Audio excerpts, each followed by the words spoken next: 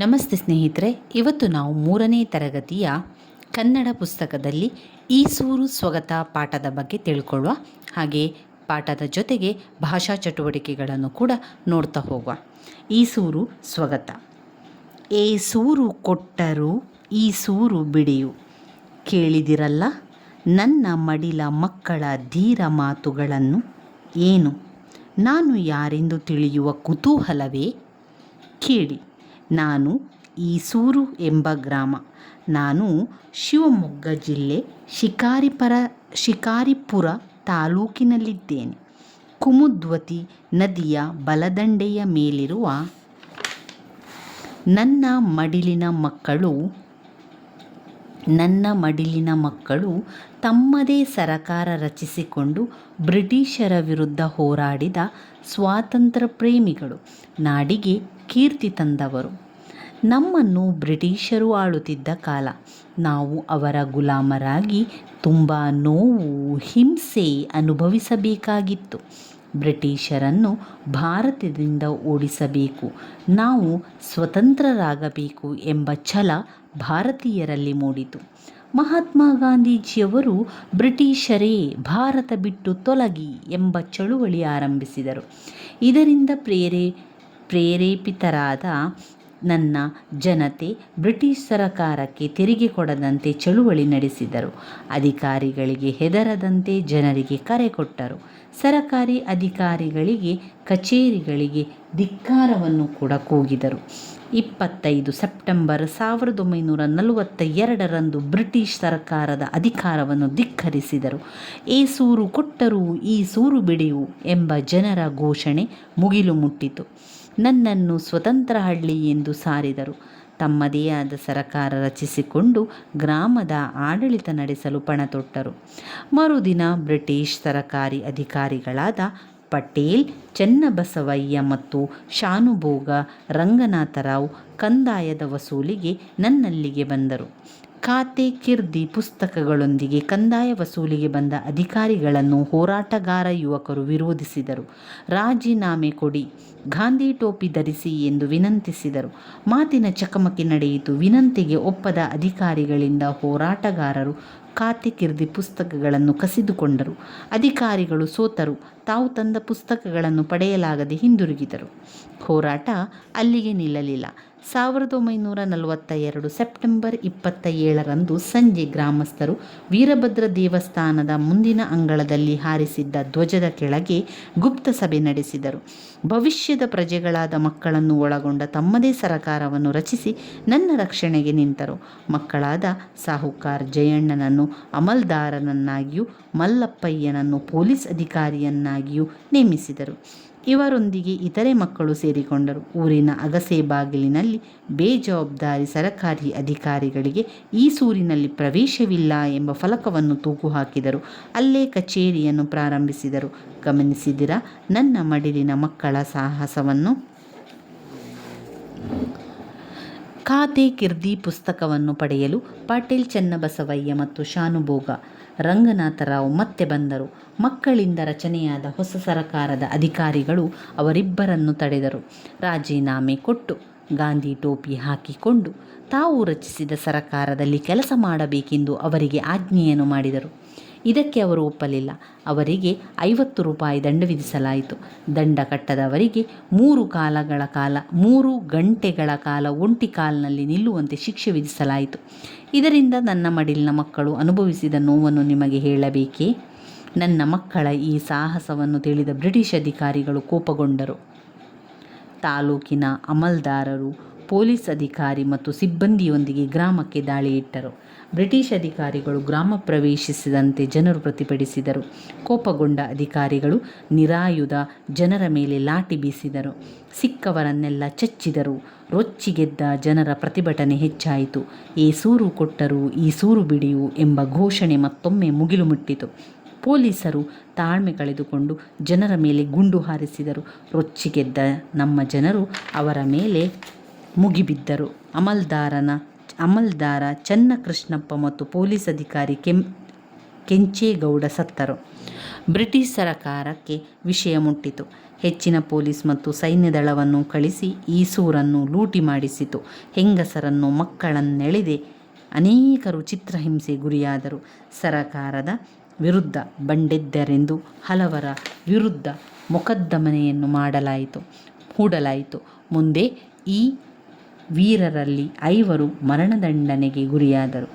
ನನ್ನ ಜನರ ಸ್ವಾತಂತ್ರ್ಯ ಪ್ರೇಮ ಹಾಗೂ ಮಕ್ಕಳ ಧೈರ್ಯವು ಕನ್ನಡಿಗರ ಮನೆ ಮಾತಾಯಿತು.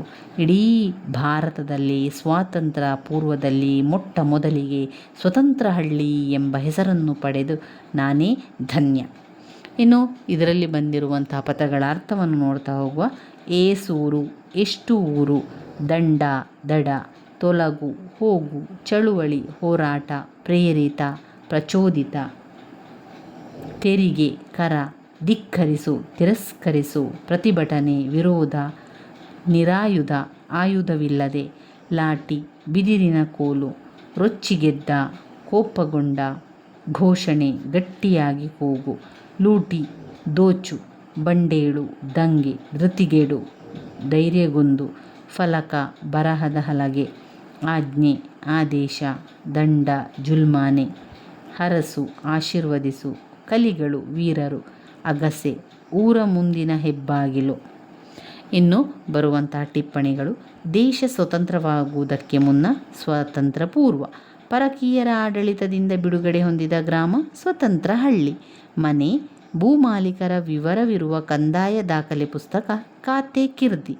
ಒಳಿತಿಗಾಗಿ ಮಾಡುವ ಜೀವದಾನ, ಬಲಿದಾನ. ಮನೆ, ಭೂಮಿ, ವ್ಯಾಪಾರ, ವೃತ್ತಿ ಇತ್ಯಾದಿ ಗಳಿಕೆಯ ಮೇಲೆ ಸರಕಾರ ವಿಧಿಸುವ ತೆರಿಗೆ ಕಂದಾಯ. ಆಪಾದನೆಯನ್ನು ಆಧರಿಸಿ ಆಪಾದಿತನ ಮೇಲೆ ಆರೋಪ ಪಟ್ಟಿ ಸಿದ್ಧತೆ ಮೊಕದ್ದಮೆ. ತಾಲೂಕಿನ ಭೂಕಂದಾಯ ಮುಂತಾದ ತೆರಿಗೆ ವಸೂಲಿ ಮಾಡಲು ಗೊತ್ತುಪಡಿಸಿದ ಅಧಿಕಾರಿ ಅಮಲ್ದಾರ. ಸಂಕೋಚವಿಲ್ಲದೆ ನೇರವಾಗಿ ಹೇಳುವುದು ಮುಕ್ತಕಂಠ. ತನಗೆ ತಾನೇ ಹೇಳಿಕೊಳ್ಳುವಂಥದ್ದು ಸ್ವಗತ. ಇನ್ನು ಅಭ್ಯಾಸ ಚಟುವಟಿಕೆಗಳನ್ನು ನೋಡುವ. ಈಸೂರು ಯಾವ ಜಿಲ್ಲೆಯಲ್ಲಿದೆ? ಈಸೂರು ಶಿವಮೊಗ್ಗ ಜಿಲ್ಲೆಯಲ್ಲಿದೆ. ಗಾಂಧೀಜಿಯವರು ಆರಂಭಿಸಿದ ಚಳುವಳಿ ಯಾವುದು? ಬ್ರಿಟಿಷರೇ ಭಾರತ ಬಿಟ್ಟು ತೊಲಗಿ. ಇದು ಗಾಂಧೀಜಿಯವರು ಆರಂಭಿಸಿದ ಚಳುವಳಿಯಾಗಿದೆ. ಈಸೂರಿನ ಜನತೆ ಯಾವ ಅಧಿಕಾರವನ್ನು ಧಿಕ್ಕರಿಸಿದರು? ಈಸೂರಿನ ಜನತೆ ಬ್ರಿಟಿಷ್ ಅಧಿಕಾರಿಗಳ ಅಧಿಕಾರವನ್ನು ಧಿಕ್ಕರಿಸಿದರು. ಈಸೂರಿನ ಜನತೆ ತಮ್ಮ ಹಳ್ಳಿಯನ್ನು ಏನೆಂದು ಘೋಷಿಸಿದರು? ಈಸೂರಿನ ಜನತೆ ತಮ್ಮ ಹಳ್ಳಿಯನ್ನು ಸ್ವತಂತ್ರ ಹಳ್ಳಿ ಎಂದು ಘೋಷಿಸಿದರು. ಈಸೂರು ಜನರ ಘೋಷಣೆ ಏನು? ಏಸೂರು ಕೊಟ್ಟರು ಈಸೂರು ಬಿಡೆಯು. ಇದು ಈಸೂರು ಜನರ ಘೋಷಣೆಯಾಗಿದೆ. ಸ್ಥಳೀಯ ಸರಕಾರದ ಅಮಲ್ದಾರ ಮತ್ತು ಪೊಲೀಸ್ ಅಧಿಕಾರಿಯ ಹೆಸರೇನು? ಸ್ಥಳೀಯ ಸರಕಾರದ ಅಮಲ್ದಾರನ ಹೆಸರು ಸಾವುಕಾರ ಜಯಣ್ಣ.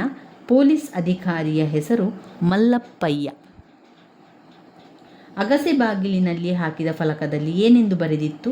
ಅಗಸೆ ಬಾಗಿಲಿನಲ್ಲಿ ಹಾಕಿದ್ದ ಫಲಕದಲ್ಲಿ ಬೇಜವಾಬ್ದಾರಿ ಸರಕಾರಿ ಅಧಿಕಾರಿಗಳಿಗೆ ಈಸೂರಿನಲ್ಲಿ ಪ್ರವೇಶವಿಲ್ಲ ಎಂದು ಬರೆದಿತ್ತು. ಹೊಸ ಸರಕಾರದ ಅಧಿಕಾರಿಗಳು ಬ್ರಿಟಿಷ್ ಅಧಿಕಾರಿಗಳಿಗೆ ನೀಡಿದಂತಹ ಆಜ್ಞೆ ಏನು? ಹೊಸ ಸರಕಾರದ ಅಧಿಕಾರಿಗಳು ಬ್ರಿಟಿಷ್ ಅಧಿಕಾರಿಗಳಿಗೆ ರಾಜೀನಾಮೆ ಕೊಟ್ಟು ಗಾಂಧಿ ಟೋಪಿ ಹಾಕಿಕೊಂಡು ನಾವು ರಚಿಸಿದ ಸರಕಾರದಲ್ಲಿ ಕೆಲಸ ಮಾಡಬೇಕು ಎಂದು ಆಜ್ಞೆಯನ್ನು ನೀಡಿದರು. ಸ್ವಗತ ಎಂದರೇನು? ಸ್ವಗತ ಎಂದರೆ ತನಗೆ ತಾನೇ ಹೇಳಿಕೊಳ್ಳುವುದು ಆಗಿದೆ. ಇನ್ನು ಬರುವಂತಹ ಬಿಟ್ಟ ಸ್ಥಳವನ್ನು ಸರಿಯಾದ ಪದದಿಂದ ತುಂಬಿಸಬೇಕು. ಅಧಿಕಾರಿಗಳು ಕಂದಾಯ ವಸೂಲಿಗೆ ಖಾತೆ ಕಿರ್ದಿ ಪುಸ್ತಕದೊಂದಿಗೆ ಬಂದರು. ದೇವಸ್ಥಾನದ ಮುಂದೆ ಗುಪ್ತ ಸಭೆ ಸೇರಿದರು. ಅವರಿಗೆ 50 ರೂಪಾಯಿ ದಂಡ ವಿಧಿಸಲಾಯಿತು. ಇನ್ನು ಸರಿ ತಪ್ಪು. ಪಟೇಲ್ ಚನ್ನಬಸವಯ್ಯ ಮತ್ತು ಶಾನುಭೋಗ ರಂಗನಾಥರಾವ್ ಸ್ವತಂತ್ರ ಸರಕಾರದ ಅಧಿಕಾರಿಗಳು. ತಪ್ಪು. ಬ್ರಿಟಿಷ್ ಅಧಿಕಾರಿಗಳು ಗ್ರಾಮ ಪ್ರವೇಶಿಸದಂತೆ ಜನರು ಪ್ರತಿಪಾದಿಸಿದರು. ಸರಿ. ಈಸೂರಿನ ಸ್ವತಂತ್ರ ಸರಕಾರದ ರಚನೆಯನ್ನು ತಿಳಿದ ಬ್ರಿಟಿಷ್ ಅಧಿಕಾರಿಗಳು ಸಂತಸಗೊಂಡರು. ತಪ್ಪು. ಇನ್ನು ವಿರುದ್ಧಾರ್ಥಕ ಪದ ನೋಡಿದರೆ ಆರಂಭ, ಮುಕ್ತಾಯ, ಪ್ರವೇಶ, ನಿರ್ಗಮನ, ಸೋಲು, ಗೆಲುವು, ಧೀರ, ಹೇಳಿ. ಸಾಮರ್ಥ್ಯಾಧಾರಿತ ಚಟುವಟಿಕೆಗಳನ್ನು ನೋಡ್ತಾ ಹೋಗುವ. ಏಸೂರು ಕೊಟ್ಟರು ಈಸೂರು ಬಿಡೆಯು ಎಂಬುವ ವಾಕ್ಯವನ್ನು ನಕಲು ಮಾಡಲಿಕ್ಕೆ ಬ್ರಿಟಿಷರೇ ಭಾರತ ಬಿಟ್ಟು ತೊಲಗಿ ಬೇಜವಾಬ್ದಾರಿ ಅಧಿಕಾರಿಗಳಿಗೆ ಈಸೂರಿಗೆ ಪ್ರವೇಶವಿಲ್ಲ.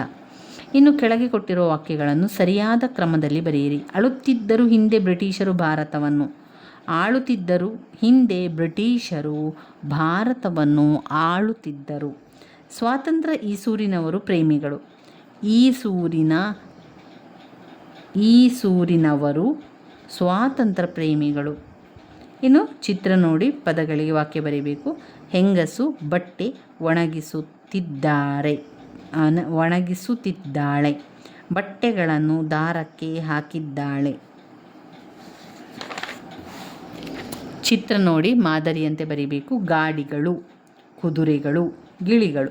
ಇನ್ನು ಇದರಲ್ಲಿ ಬಂದಿರುವಂತಹ ಬಹುವಚನ ಪದಗಳು ಅಕ್ಕ ಅಕ್ಕಂದಿರು, ಅಣ್ಣ ಅಣ್ಣಂದಿರು, ಅಜ್ಜ ಅಜ್ಜಂದಿರು, ಚಿಕ್ಕಮ್ಮ ಚಿಕ್ಕಮ್ಮಂದಿರು, ಚಿಕ್ಕಪ್ಪ ಚಿಕ್ಕಪ್ಪಂದಿರು, ತಮ್ಮಂದಿರು, ಮಾವ ಮಾವಂದಿರು, ಚಿಕ್ಕಮ್ಮ ಚಿಕ್ಕಮ್ಮಂದಿರು, ಚಿಕ್ಕಪ್ಪ ಚಿಕ್ಕಪ್ಪಂದಿರು.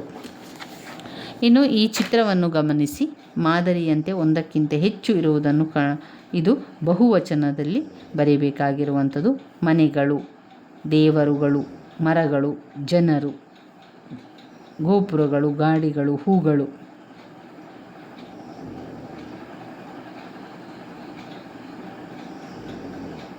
ಇನ್ನು ಭಾಷಾ ಚಟುವಟಿಕೆಗಳಿದೆ ನೋಡಿ. ಅರಬಿಕ್ ಪದಗಳು ಖಾತೆ ಕಿರ್ದಿ, ಅಮಲ್ದಾರ, ಮೊಕದ್ದಮೆ, ಕಚೇರಿ, ಕುರ್ಚಿ. ಇಂಗ್ಲಿಷ್ ಪದ scooter, bucket, knicker, pant, bank. Hindustan ಟೋಪಿ, ಗಡಿಯಾರ, ಗಾಡಿ, ಗಿರಾಕಿ, ಗಾಬರಿ. ಇನ್ನು ನುಡಿಕಟ್ಟುಗಳನ್ನು ಕೊಟ್ಟಿದ್ದಾರೆ. ನುಡಿಕಟ್ಟು ಮತ್ತು ಅರ್ಥ: ಎತ್ತಿದ ಕೈ ಪ್ರವೀಣ, ಕಬ್ಬಿಣದ ಕಡಲೆ ಕಠಿಣವಾದ ವಿಷಯ, ತಲೆ ಹಾಕು, ಮಧ್ಯ ಪ್ರವೇಶಿಸು. ನುಡಿಕಟ್ಟು ಮತ್ತು ಅರ್ಥ: ಎಳ್ಳಷ್ಟು ಅತ್ಯಲ್ಪ, ರೈಲು ಬಿಡು, ಸುಳ್ಳು ಹೇಳು, ಕಾಲು ತೆಗೆ, ಹೊರಡು ಎನ್ನುವಂಥದ್ದು. ಇನ್ನು ಬರುವಂತಹ ವಾಕ್ಯದಲ್ಲಿನ ಬಿಟ್ಟ ಸ್ಥಳವನ್ನು ತುಂಬಿಸಿ ಬರೀಬೇಕಾಗಿರುವಂಥದ್ದು. ನುಡಿಕಟ್ಟು: ರಾಜು ಕೆಲಸ ಮಾಡುವುದರಲ್ಲಿ ಎತ್ತಿದ ಕೈ. ಅವರು ಮಾತನಾಡುವಾಗ ನಾನು ಅನವಶ್ಯಕವಾಗಿ ತಲೆ ಹಾಕುವುದಿಲ್ಲ.